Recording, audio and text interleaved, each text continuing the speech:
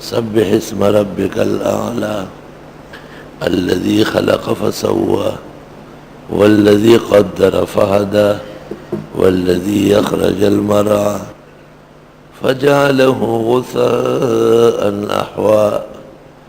سورہ اعلی مکی ہے، 19 آیتیں ہیں، نزول میں 8 ہے اور ترتیب قرآن میں موجودہ 87 صورت ہے۔ اس صورت میں اللہ بزرگ و برتر کی تقدیس و تسبیح سے آغاز ہے۔ قرآن کی ان صورتوں میں سے ہے جن کے شروع میں سبح، یسبح اور سبح آتے ہیں، جو اللہ کی تسبیح اور تنزیہ پر دلالت کرتی ہے۔ اس سورت کے نزول پر محمد عربی صلی اللہ علیہ وسلم نے امت کو کہا اجعلوها فی سجودکم، اور سبحان ربی الاعلی تجویز ہوا ہے۔ حضرت صلی اللہ علیہ وسلم جمعے کی نماز میں پہلی رکعت میں اعلیٰ اور دوسری میں غاشیہ، اور اسی طرح عید میں بھی اعلیٰ و غاشیہ تلاوت فرماتے تھے۔ اگر ایک دن میں دونوں آ جاتے تو مقرر پڑھ لیتے تھے۔ وتروں کی پہلی رکعت میں اعلیٰ اور دوسری میں کافرون اور تیسری میں اخلاص بھی سنت مستحبہ جانی گئی۔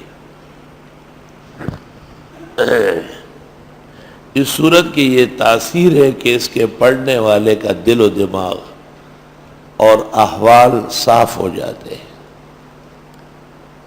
جیسے کل متففین میں کہا تھا کہ دلوں کو زنگ چڑھ جاتی ہے اور زنگ دور کرنے کا علاج لا الہ الا اللہ ہے۔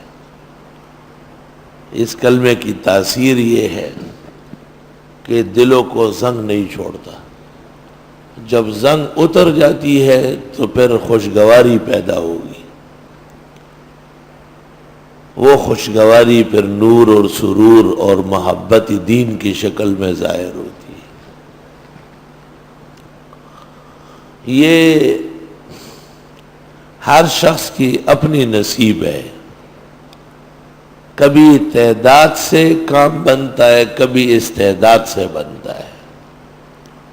ہم آیت کریمہ 100 لاکھ پڑھتے ہیں، اس کا ثبوت نہیں ہے کہ یونس علیہ السلام نے یہ کلمہ 100 لاکھ پڑھا تھا، لیکن 100 لاکھ کی تعداد قوم کی تعداد سے لی گئی، یہ مجرب ہے۔ مشائخ کرام جو اس فن کے تجربہ کار ہیں، وہ لوگوں کو حسب حال تلقین فرماتے ہیں۔